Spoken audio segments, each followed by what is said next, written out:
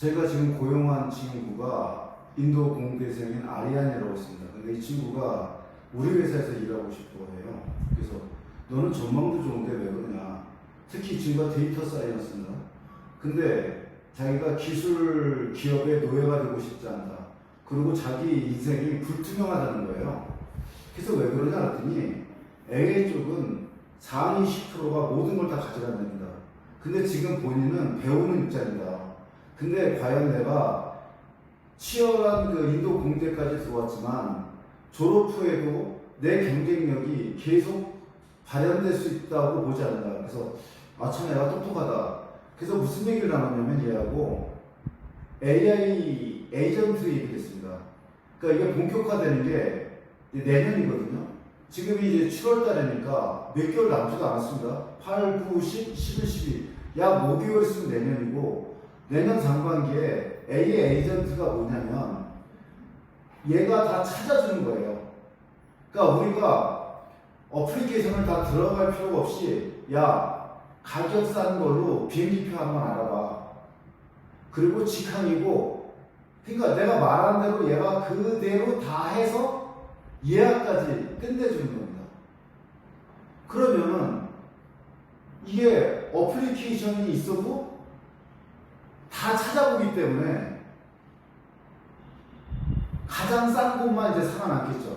가장 조건에 적합한 지금 그런 시대입니다. 거기다가 또 뭐냐, 얘 얘기는 AGI라고 해서 약 3 내지 5년, 아무리 그래도 10년 이내 우리 인간의 기능을 가진 인공지능도 나타난다. 시기의 문제일 뿐이다. 그래서 지금 프로그래머들, 그러니까 코딩 짜고 이런 것들이 무의미하다. 그러면 지금 아작이 나는 거거든요. 잘 생각하셔야 될 게 뭐냐면 과연 우리 애가 나중에 뭐를 먹고 살아야 될 것인가. 지금 현재 그나마 먹고 살 수 있는 게 저는 컨텐츠업이라고 생각해요. 그래서 분당에 살고 있는 6학년 애하고 오늘 통화를 했거든요. 야, 누구누구야, 그리스 로마 신화 책을 봐라. 그리고 그리스 로마 신화 중에서 그 탤런트 강남기라고 있습니다. 옛날에 안타깝죠. 와이프가 현대자동차 그 영업사원하고 바람이 나가지고 이혼한 그 강남기라고 있습니다. 그러니까 지금 제가 말하는 강남기를 탤런트를 알 정도면 좀 연식이 있는 분입니다. 죄송한데 보시면 어쨌든 간에 그 강남기라는 분이 그리스 로마 신화 책을 썼는데 3권짜리예요. 근데 명화 그림을 다 집어넣습니다. 우리가 미국에 가서 또는 유럽에 가서 미술관이나 박물관 갔을 때 그림을 보려면 최소한 성경의 내용하고 그리스 로마 신화를 알아야지만 그림을 감상할 수가 있어요. 그러니까 우리의 가장 스탠다드한 교양 중에 하나가 그리스 로마 신화고 그리스 로마사입니다.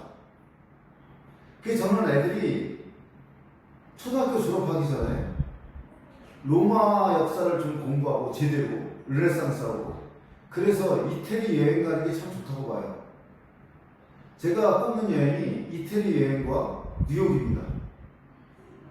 어떤 분이 오늘 그분이 뭐냐, 나사 가는 프로그램이 있는데 그래서 아무 소용 없습니다. 왜냐하면 제가 옛날에 세스 그 박람회를 기획을 한 적이 있어요. 근데 기술은 변하지만 또 중요한 게 뭐냐, 그 트렌드는 있는 거고요. 그럼 얘가 가서 그 나사의 핵심 업무를 볼 수 있냐? 전혀 아닙니다. 오히려 만약에 우주에 대해서 보고 싶으면 워싱턴에 그 우주박물관이 있습니다. 가보시면 알 거예요. 훨씬 더 잘 됐습니다. 저는 나사 공부도 가보고 다 가봤기 때문에 말씀드린 거예요. 그러니까 이 장사 속으로 그냥 모르는 부모를 눈탱이 쳐가지고 가는 거지, 나사 뭐 프로그램 이런 것들이. 핵심 뭐냐, 예를 들어 우리가 미술관을 가더라도 내용을 알아서 가야 되지 않습니까? 아이가 나사를 가서 제대로 알지도 못해요. 중요한 건 뭐냐면 일론 머스크가 스페이스 X라는 회사를 차릴 수 있었던 이유, 바로 뭐냐면 나사에서 퇴직한 직원들이 있기 때문에 그래요.